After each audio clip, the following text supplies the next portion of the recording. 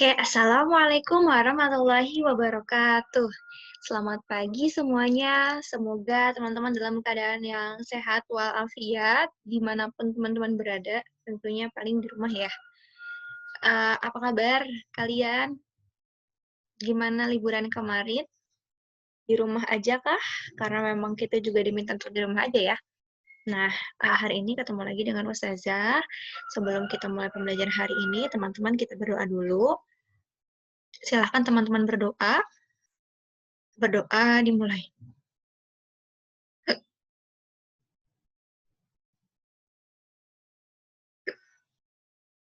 Berdoa selesai. Oke, Ustazah mau bagikan share screen-nya. Hari ini untuk video ini khusus untuk teman-teman yang tadi memang belum sempat atau tidak bisa atau terkendala dengan Google Meet.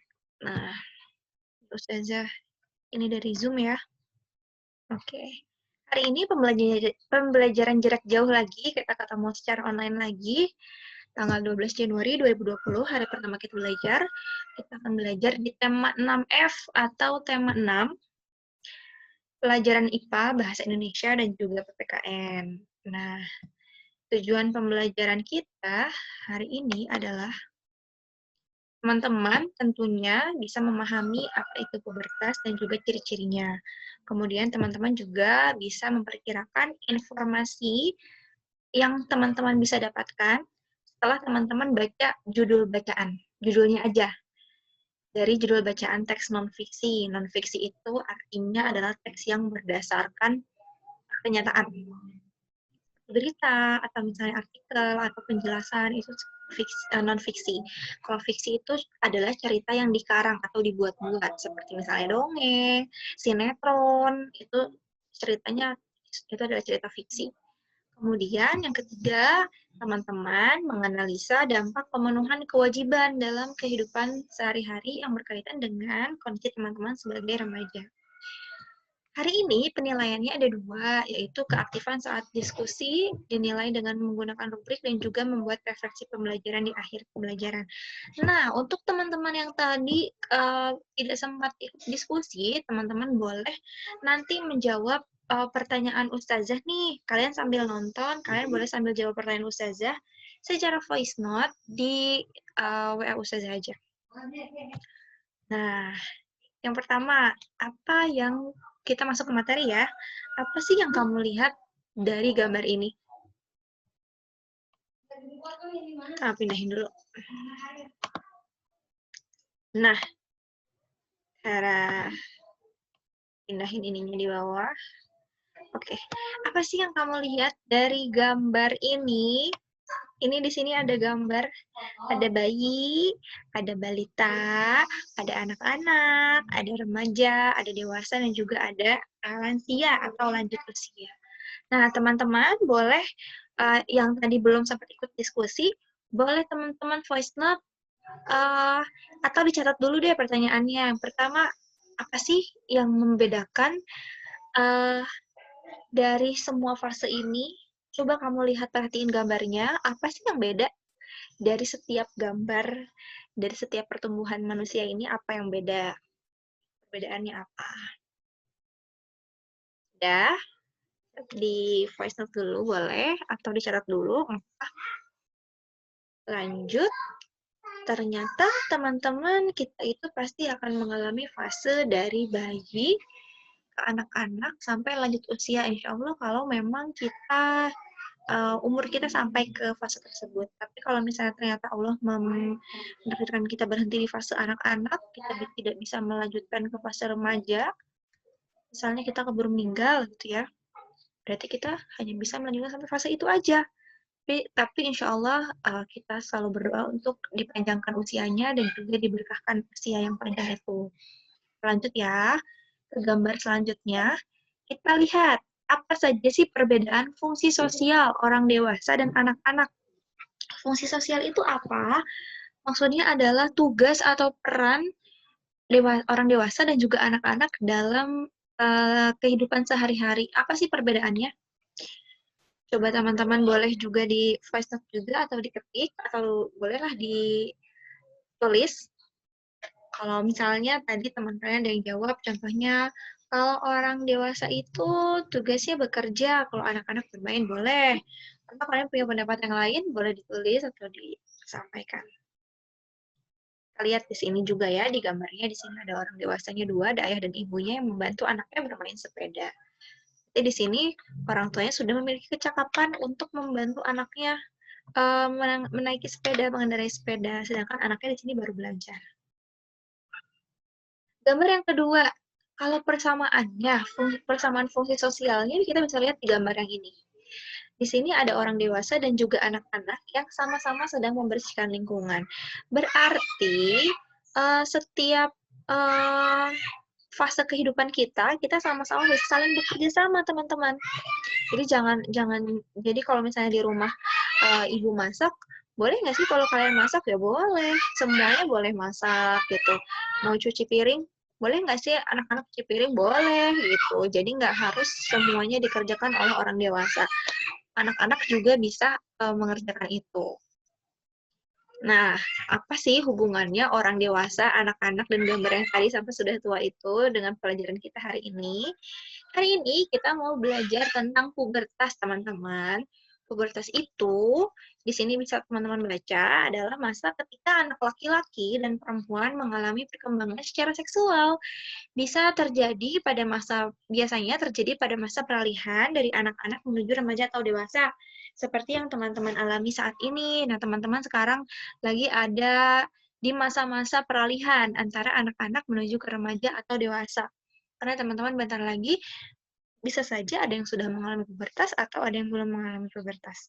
Pubertas dalam agama kita juga dikenal dengan sebutan balik atau akil balik. Pasti pernah dengar kan? Kamu udah balik belum? Kamu udah balik belum? Gitu. Akil itu artinya berakal, memahami atau mengetahui sesuatu. Insya Allah teman-teman semua berakal ya. Yang kedua adalah balik, yang didefinisikan sebagai seseorang yang sudah mencapai usia tertentu dan dianggap sudah dewasa atau sudah mengalami perubahan secara biologis yang menjadi tanda-tanda kedewasaannya, yaitu tadi bisa berkembang secara secara seksual. Ya, lanjutkan.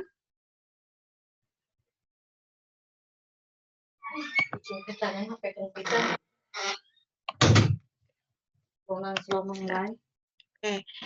Nah, pubertas dalam Al-Quran sendiri sudah dijawab, teman-teman. Jadi, ada aturannya, ada pelajarannya dalam Al-Quran. Jadi, kita bisa berpegang pada Al-Quran. Kalau misalnya teman-teman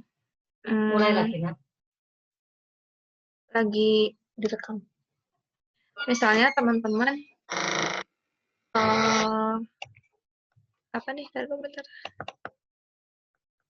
Misalnya teman-teman itu bingung, gimana ya aku mau belajar tentang pubertas tapi aku takut kalau misalnya aku malah ngebuka hal yang lain gitu. Nah, teman-teman bisa lihat di sini. Dalam surat An-Nur ayat 59 disebutkan ada balagul hulum. Balagul hulum. Balagul hulum itu artinya mengandung arti kedewasaan seseorang. Dalam hal ini adalah kedewasaan fisik yang ditandai dengan adanya mimpi basah. Untuk ini bisa untuk akhwat dan juga untuk ikhwan. Ini bisa untuk akhwat, bisa untuk ikhwan.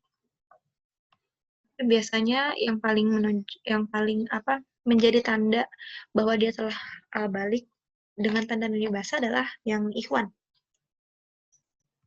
Lalu di Al-Quran juga ada kalimat balagun nikah di surat An-Nisa ayat 6. Di sini artinya balik itu sudah cukup umur untuk menikah. Jadi teman-teman yang sudah balik berarti sudah bisa menikah. Menikah ya. Kemudian ditandai dengan adanya al-rushd atau cakap dan pandai. Jadi orang yang menikah sembarangan, teman-teman, harus sudah cakap dan pandai, sudah bisa bertanggung jawab. Jadi kalau teman-teman lulus SD mau nikah nih, terus aku mau nikah, aku kan udah balik. Emang teman-teman udah bisa bertanggung jawab belum?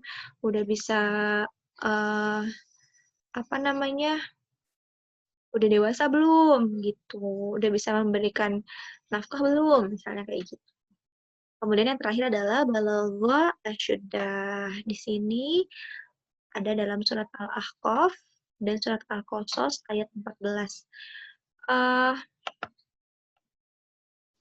Oke, di sini disebutkan bahwa dalam kalimat surat ini pandangan seseorang telah dikuatkan. Maksudnya ketika balik itu maksudnya adalah pandangan seseorang itu dikuatkan. Dalam hal ini diartikan dalam konteks kematangan seseorang. Jadi kalau misalnya orang itu sudah balik, tandanya dia itu sudah matang, teman-teman. Matang dalam arti apa? Dalam arti dia sudah bisa membedakan mana yang baik, mana yang buruk. Itu. Sudah bisa melakukan hal-hal yang menjauhi hal-hal yang buruk dan melakukan hal-hal yang baik. Lanjut ya.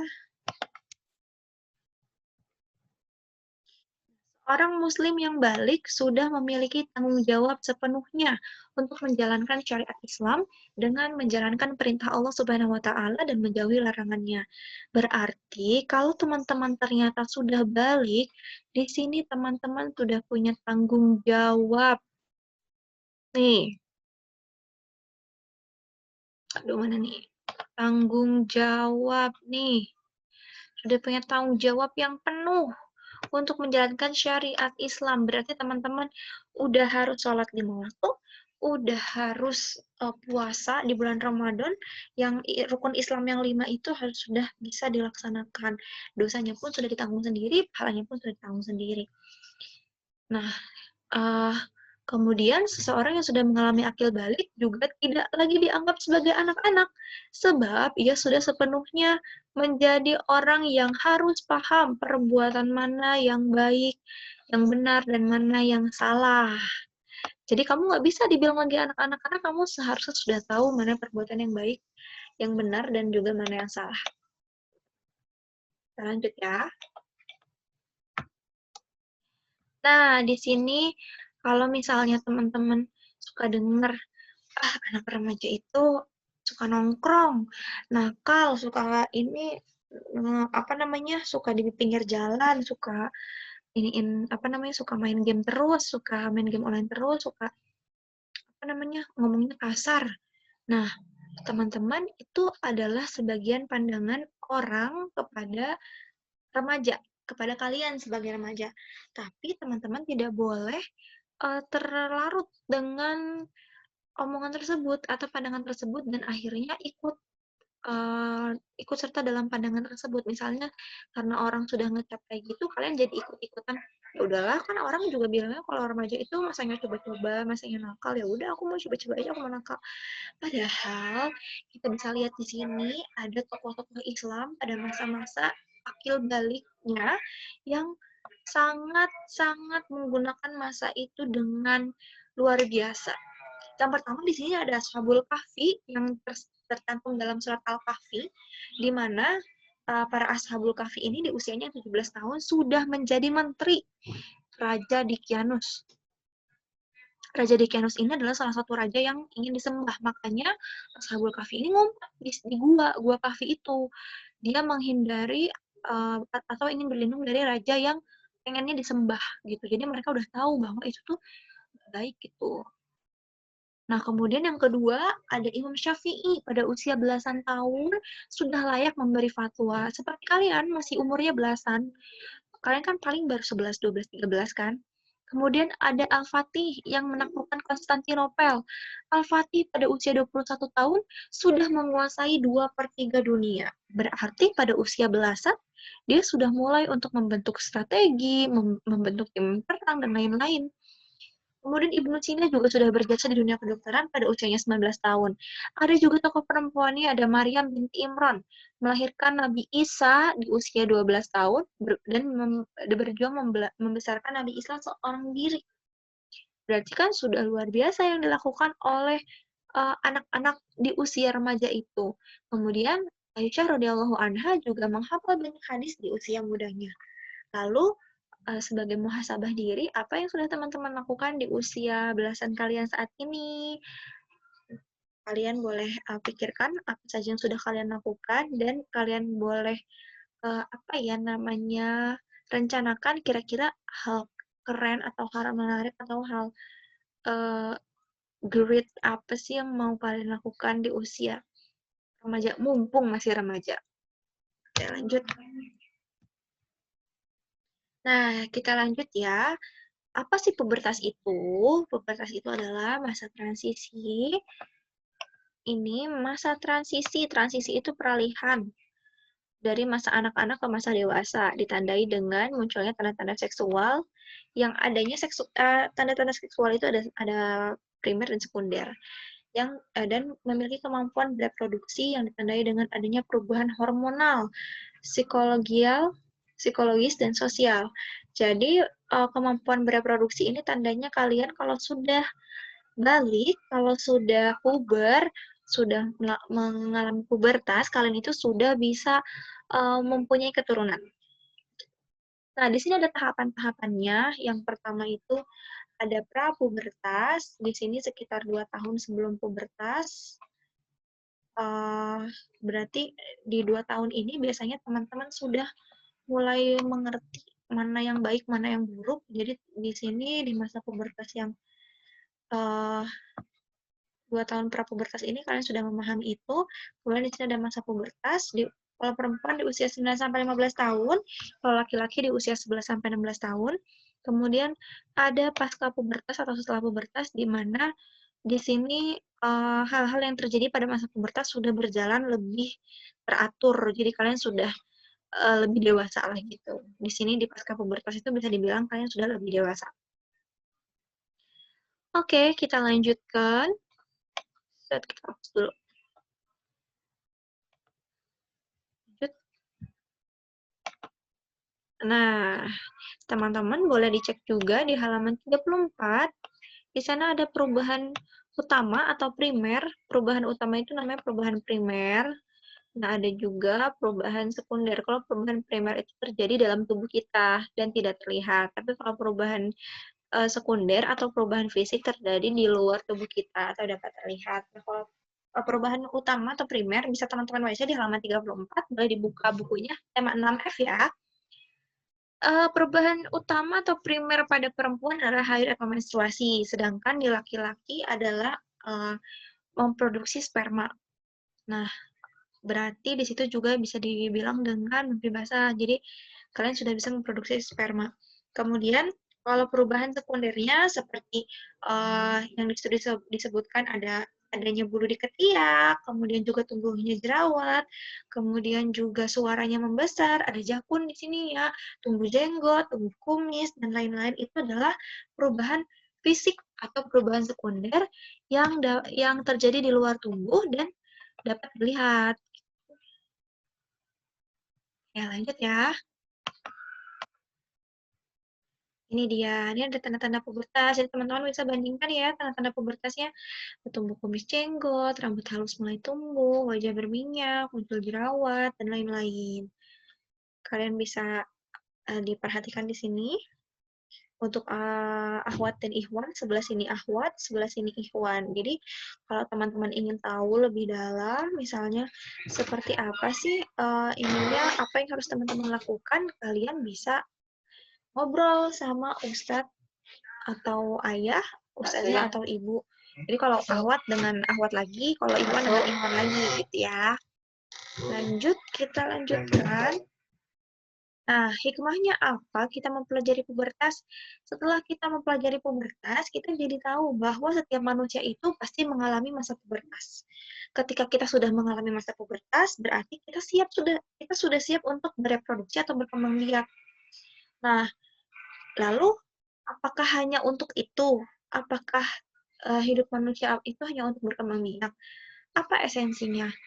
Berkembang biak pun ada esensinya, teman-teman. Manusia dapat melahirkan generasi-generasi yang hebat dari kita bereproduksi. dari kita mempelajari tentang pubertas ini. Kita jadi tahu, oh ternyata zaman dulu ketika pubertas itu banyak umat Allah yang hebat-hebat gitu. Aku juga mau jadi orang-orang yang hebat di masa-masa remaja aku gitu, supaya nantinya ketika teman-teman sudah dewasa dan bisa melahirkan generasi-generasi yang hebat, teman-teman bisa menciptakan itu, bisa menciptakan umat Rasul yang tangguh, hamba Allah yang taat, karena Rasul juga suka kalau misalnya umatnya itu punya anak, apalagi banyak anaknya, supaya bisa umat Islam itu lebih kuat gitu. Nah, itu dimulai dari siapa kita saat ini, termasuk dari bagaimana cara kita menyikapi materi ini. Jika kita pelajari dengan penuh keimanan, insya Allah ini akan menjadi berkah dan juga akan menjadi pacuan untuk kita untuk menjadi remaja yang baik dan bertanggung jawab gitu. Ini ada tips-tips ketika teman-teman sedang pubertas. Kenapa harus ada tips-tipsnya sih? Karena di masa pubertas ini kamu akan mengalami perubahan hormon yang cukup signifikan. Uh, supaya semuanya bisa lancar juga, di sini kamu perlu olahraga 20-60 menit, tidur yang cukup 6-8 jam per hari, kemudian stretching 2 jam sebelum tidur, kemudian juga makan yang banyak, penuhi asupan kalau itu makan yang banyak. Terus hindari makanan berlemak atau junk food karena nanti bisa menyebabkan haid tidak lancar, bisa menyebabkan kualitas spermanya kurang baik. Kalau kualitas sperma kita kurang baik untuk hewan ya, nanti bisa jadi mandul atau tidak bisa punya anak gitu. Jadi harus harus makan makanan bergizi, sehat, kemudian juga konsumsi air mineral, kemudian hindari minuman bersoda, minuman berenergi atau mengandung gula tinggi, kemudian juga teman-teman harus rajin mencuci muka. Terus sekarang juga harus mulai pakai deodoran karena pasti badannya sudah mulai bau-bau gitu. Jadi pakai deodoran atau parfum. Kalau parfum tapi nggak berlebihan ya, jadi deodoran aja mending loh. Kemudian hindari merokok dan minum alkohol karena bisa merusak alat reproduksi kita, bisa merusak kualitas cairan sperma ataupun sel telur kita. Untuk perempuan ada sel telur. Nah, kita lanjut ke halaman 37. Teman-teman boleh buka halaman 37. Di situ ada teks judulnya Kepedulian Remaja Terhadap Lingkungan. Nah, untuk teman-teman yang belum ikut Google Meet, teman-teman boleh tebak atau teman-teman boleh sebutkan kira-kira kalau teman-teman lihat judul ini nih, kepedulian remaja terhadap lingkungan, apa sih kira-kira isinya? Nah, teman-teman boleh tulis di sini. Misalnya tadi di sini tentang remaja yang peduli lingkungan, misalnya ya, gitu. Kalian boleh tulis lagi di bawah sini, atau disebutin di voice note nanti ya, dikirim ke Ustazah.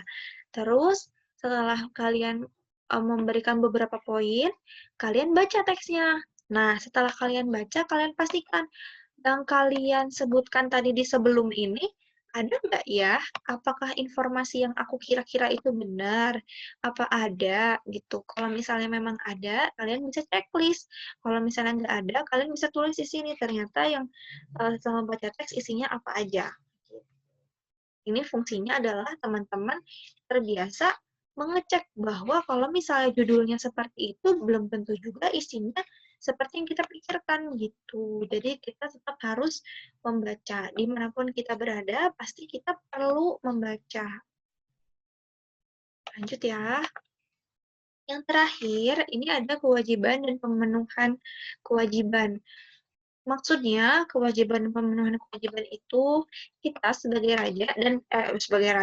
remaja dan berhubungan dengan teks sebelumnya di halaman 37 bahwa remaja itu punya loh kewajiban untuk menjaga lingkungan kita. Nah, kalau misalnya kewajiban kita itu ada kewajiban remaja adalah kita tulis menjaga lingkungan. Nah, terus apa dampak apa dampak jika kita memenuhi kewajiban tersebut? Kalau kita memenuhi kewajiban tersebut, kita akan seperti apa atau lingkungan akan seperti apa gitu. Jadi teman-teman boleh ini di-share juga di voice note-nya nanti biar Ustazah tahu pandangan teman-teman. Boleh di voice note, boleh diketik sih. Nah, jadi sebagai remaja kita juga boleh berperan serta dalam lingkungan kita. Jadi kita jangan takut, jangan mentang-mentang kita masih remaja, terus kita jadi enggak takut salah, jangan kayak gitu. Justru pada saat remaja ini kalian harus banyak kegiatan yang bisa menumbuhkan jiwa kepemimpinan kalian, jiwa tanggung jawab kalian, sikap sosial, kemudian juga kejujuran, dan lain-lain. Banyak hal-hal baik yang bisa teman-teman mendapatkan ketika teman-teman menjadi seorang remaja, gitu. Nah, kita sudah sampai ujung pembelajaran hari ini. Jadi, kalau teman-teman ada pertanyaan, teman-teman boleh chat Ustazah lagi atau komen di sini di bawah di kolom komen.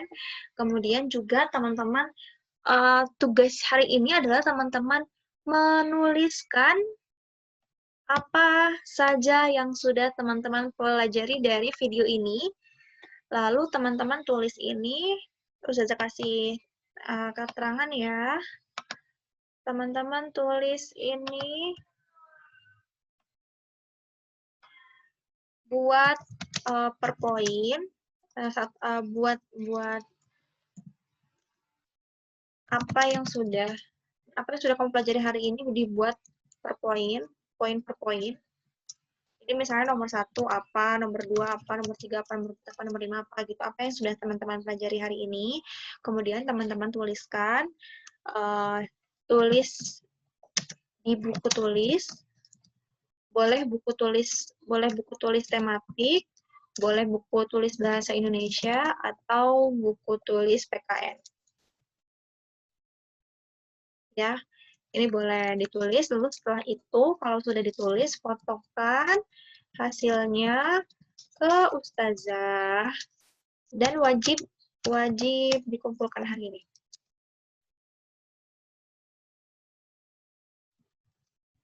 Ini ya, oke. Nah, untuk besok sepertinya Ustazah pakai Zoom aja deh, lebih mudah. Ini ya teman-teman, jadi tugasnya ini teman-teman silahkan kerjakan seperti yang sudah Ustazah kasih tahu. Kalau ada pertanyaan silahkan tanya ke Ustazah aja. Terima kasih teman-teman. Sebelumnya kita tutup dulu pembelajaran hari ini dengan baca hamdalah. Alhamdulillahirrahmanirrahim. Baca doa kafaratul majelis. Subhanaka Allahumma wa bihamdika asyhadu alla ilaha illa anta astaghfiruka wa atubu ilaik. Terima kasih semuanya. Wassalamualaikum warahmatullahi wabarakatuh. Dadah.